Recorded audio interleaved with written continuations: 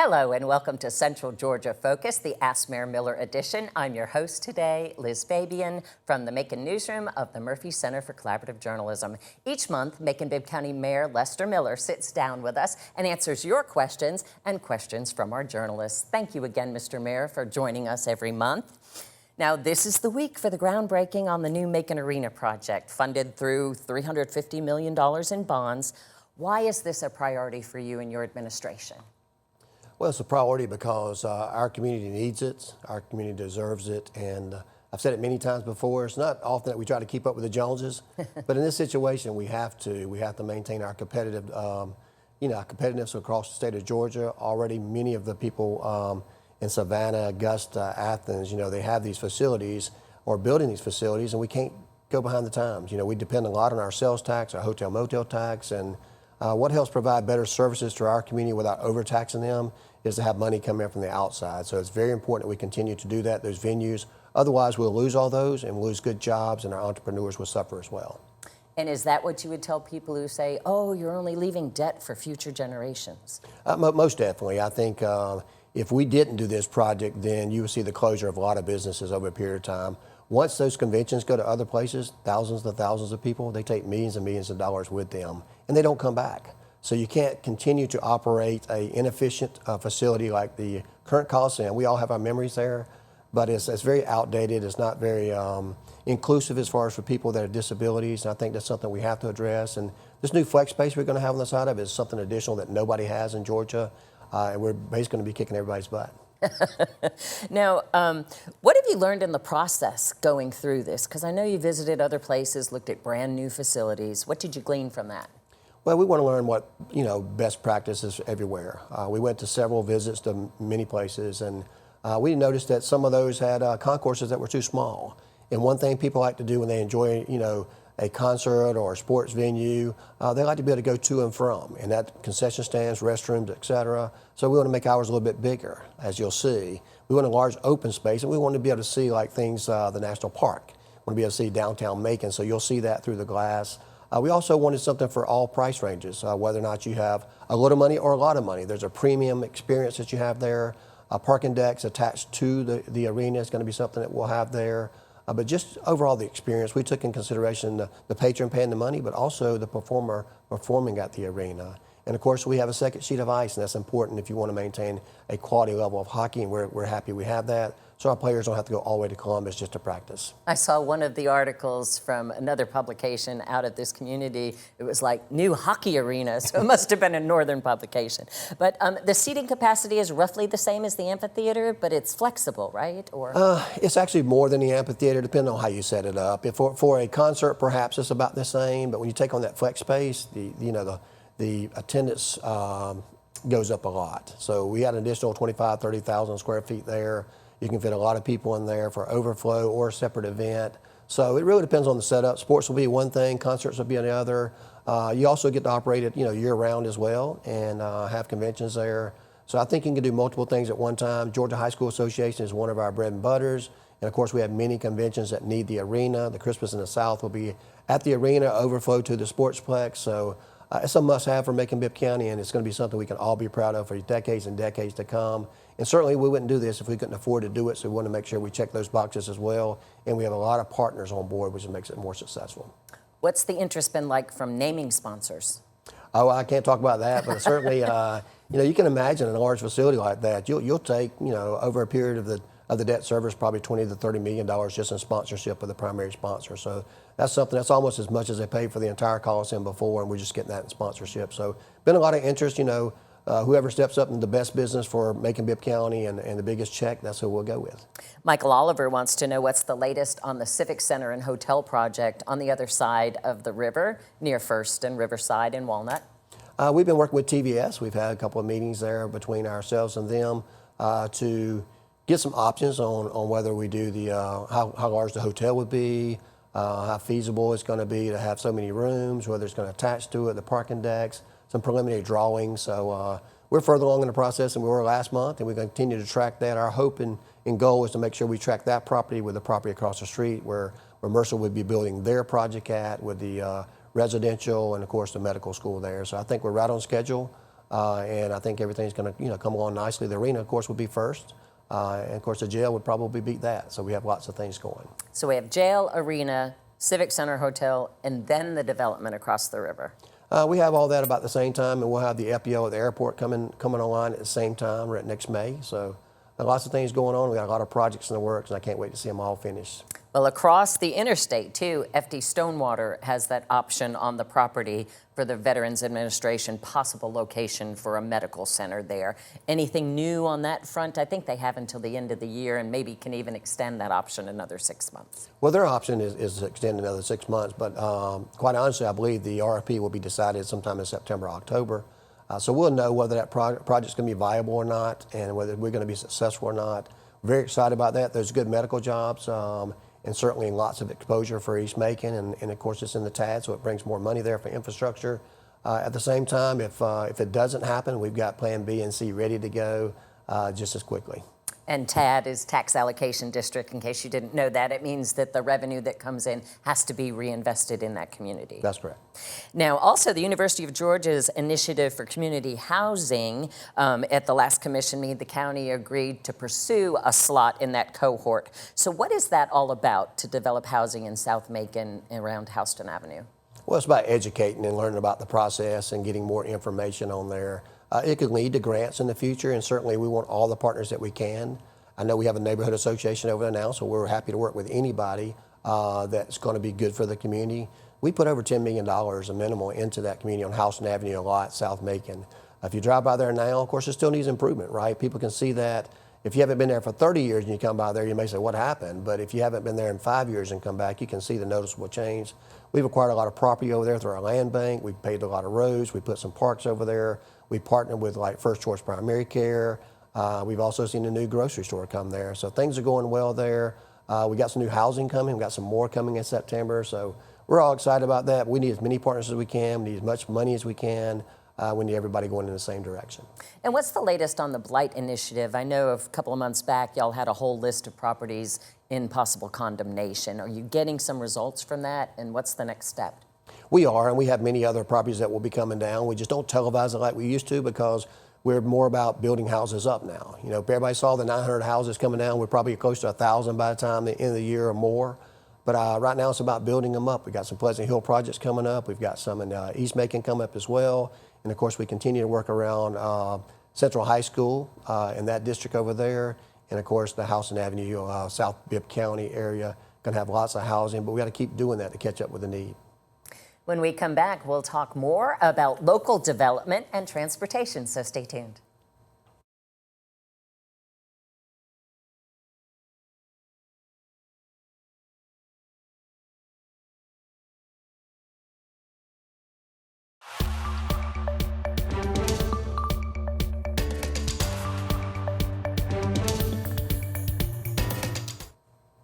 Welcome back to Ask Mayor Miller.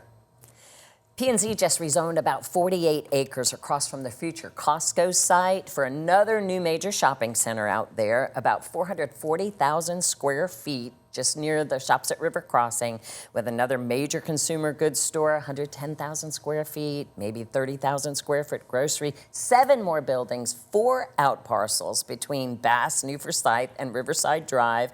I know you're excited about that, but what are your thoughts on the traffic flow? Because they estimate there'll be like 19,000 additional cars per day and up to nearly 24,000 on Saturdays between those two developments. Well, I say it's a great day to be in Macon-Bibb County. I mean, you know, unfortunately, you're going to have traffic. I said a couple of years ago when I was asked on this very show, what are some of the challenges Macon-Bibb County had? And I said, growing pains. You know, people don't like traffic, and you know, but it's a good thing as well. We're doing what we can with GDOT, and we're trying to take all the steps necessary to improve that area. Luckily, there are multiple ways. I counted about 8 different ways you can leave Costco and the surrounding areas there without having to get on Bass Road. Not going to mention the school there, but that's a separate issue. But, you know, everybody doesn't go there at the same time. Got to have growth, got to continue to develop the area. It's always been a commercial area, unfortunately. And when you get the Bass widening, you got the traffic circles that'll be there eventually. Everything will work out smoothly, and nobody ever remember these times where they had to wait in traffic. But I was in Atlanta recently. What would take 4 minutes at a crowded Costco here in Macon it was probably 45 minutes there. And I didn't complain at all because I was used to it.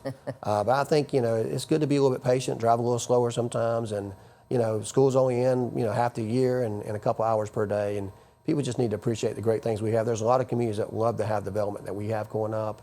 And we're going to continue to move forward. I was going over the paperwork for that Riverside Center, and they say there are going to be 4 access points along New Forsyth, plus one on Bass and one on Riverside. So there'll be ways to do that. But the Bass Road widening project that's supposed to go from New Forsyth to Providence Boulevard may not even begin until 2029. Is there anything that can speed that up? No. No. The money's not going to be released from the state until those times. Nothing we can do about that. We have to buy a lot of property along that way to do the right-of-ways. But at the same time, these projects take a couple of years too. So you're really talking about good timing. As soon as these things get up and running good, then of course it comes.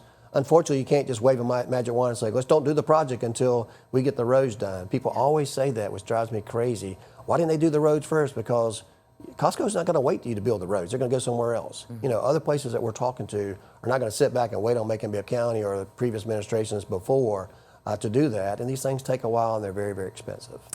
And I realized that when I first started this position as a civic fellow at the CCJ 7 years ago, they were talking about the roundabouts on Mercer University Drive.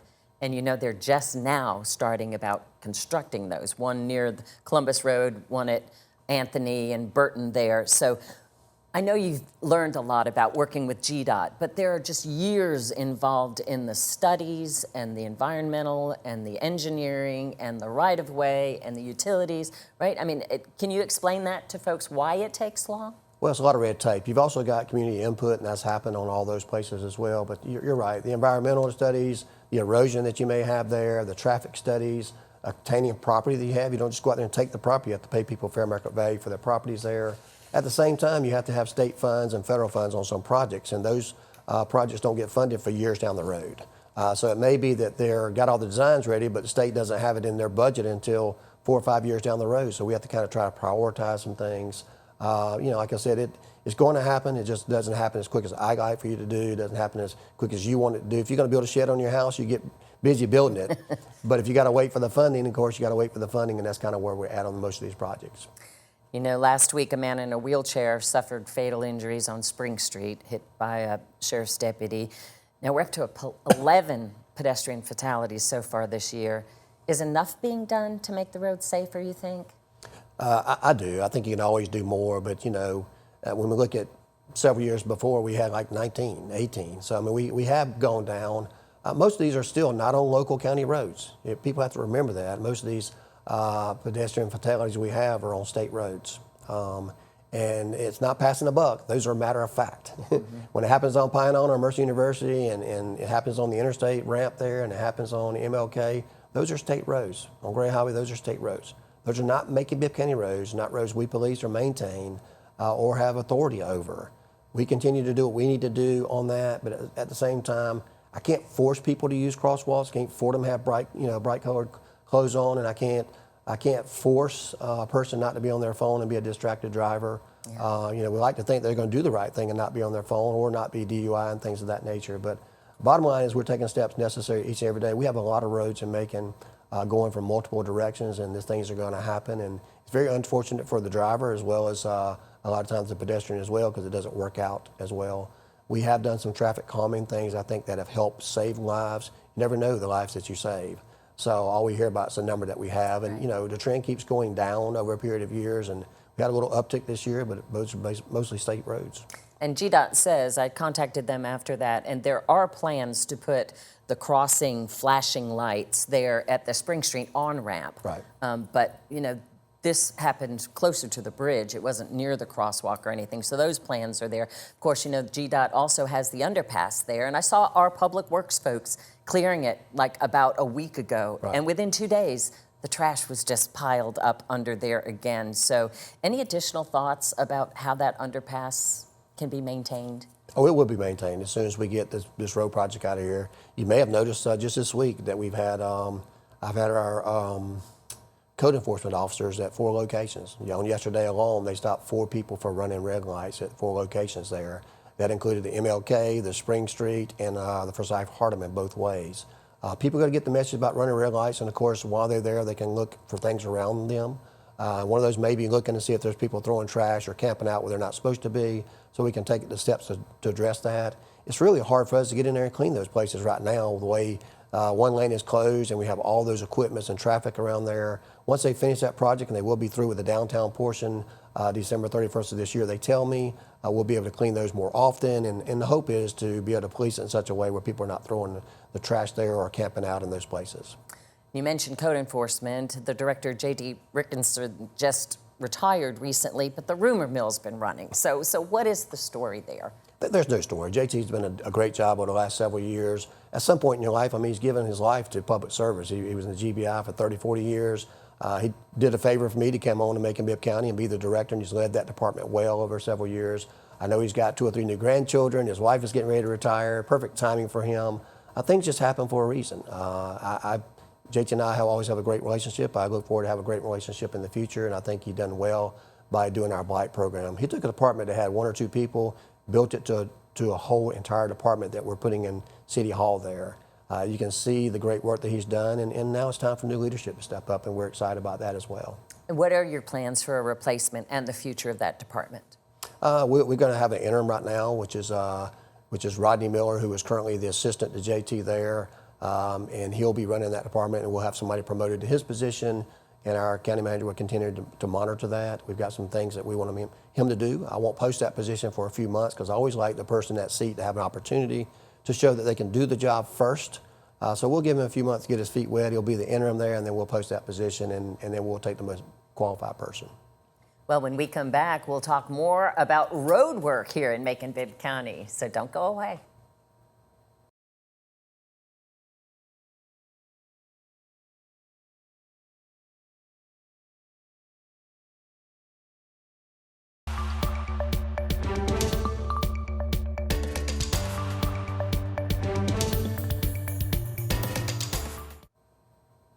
Thanks for staying with us for Central Georgia Focus, the Asmare Miller edition. Now, another $3.2 million was recently allocated for paving at the last commission meeting. Are you satisfied with all the progress that's been made? Oh, most definitely. I think we're ahead of schedule where we thought we were going to be. We pledged to do 20 years of roads in just 1 year, and we're well on the way of doing that this year. We're hitting the roads that are, we believe are the worst based on the grade and the most traveled.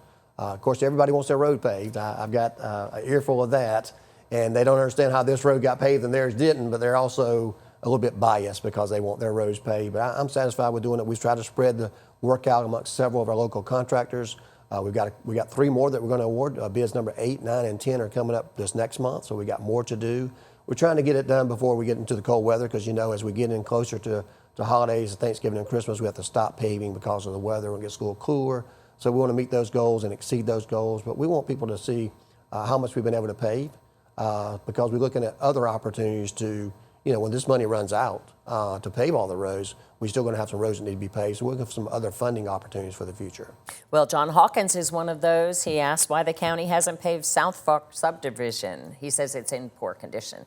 Yeah, and it may be on the list. He can talk to his commissioner to see. It may already been out for bid, but South Fork is the area I know off Thomason Road out there very well, and I don't know how it compares to other roads, but we use the grades. And of course, it's a subdivision there. It's not heavily traveled, say like a Napier would be, or a long road like Fulton Mill Road. So obviously, those would take a little bit more priority.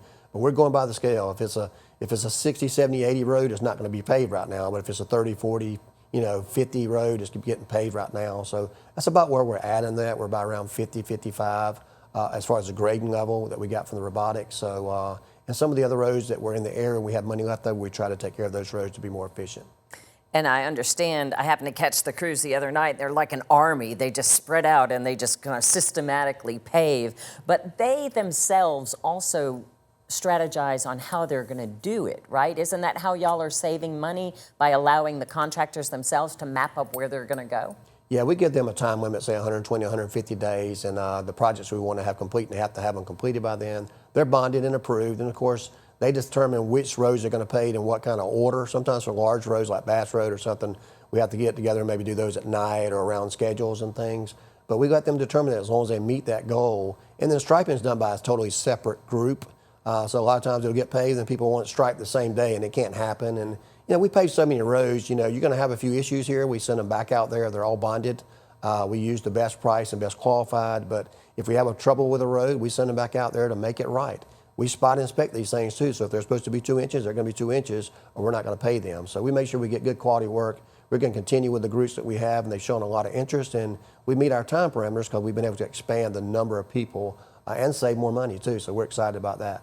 Well, this may be a water authority question, but Stephen Huff asked if Macon will ever address piping the easement ditches. He says his is never cleaned out unless he does it, and that they cause soil management issues, wild animals, and they just don't look good.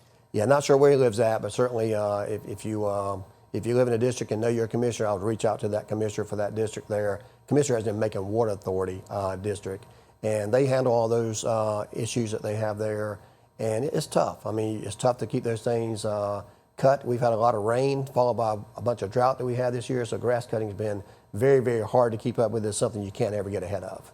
There's an RFP out there right now about sidewalk and roadside spraying, which I assume is herbicide and weed control maybe? That's correct. And how has that been working? Because it seems like we have more private contractors doing that kind of work than in the past where they were all county employees.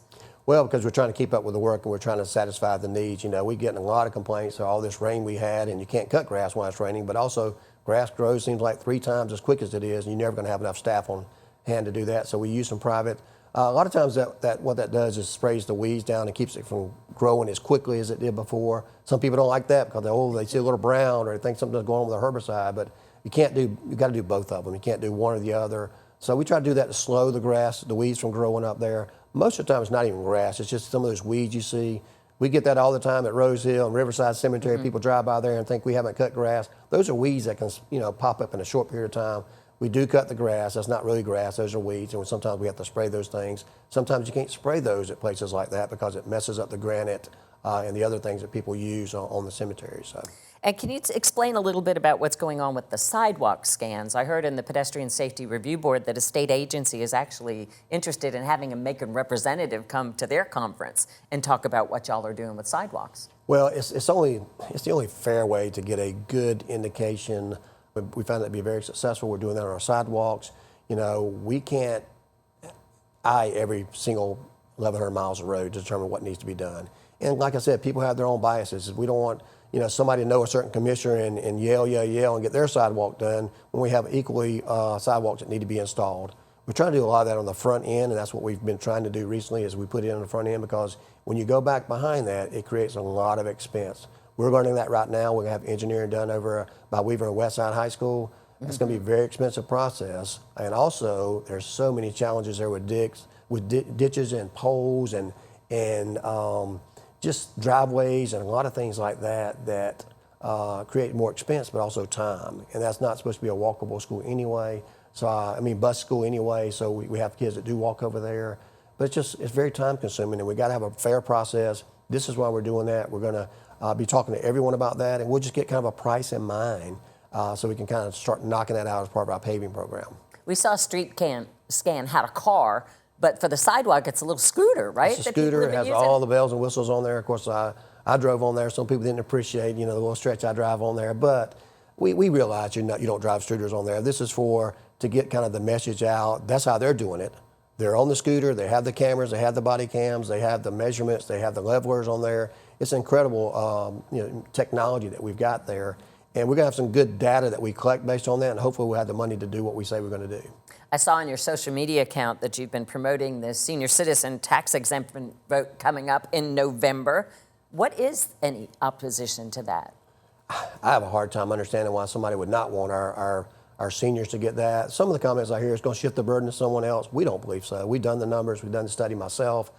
We know that how many properties we have are in seniors, but we also know that seniors need that break, and we're trying to give it to them. October the 18th, early voting starts, so we know that people are going. It's probably going to be the largest win that we've ever had on a referendum. I expect at least 90% on this, and we're not going to shift the burden to younger taxpayers.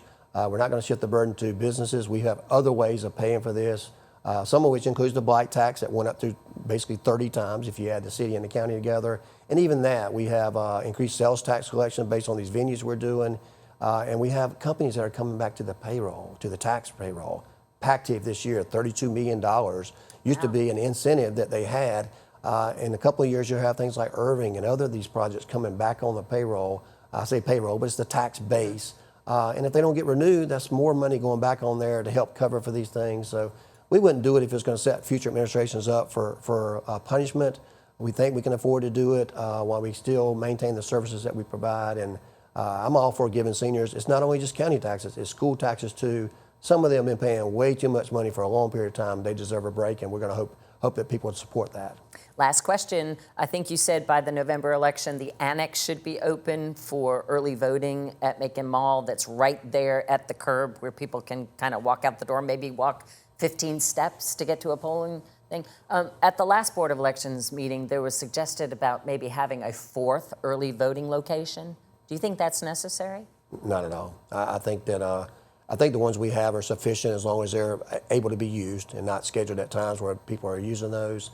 Early voting has been very good. People turn out in large numbers on there.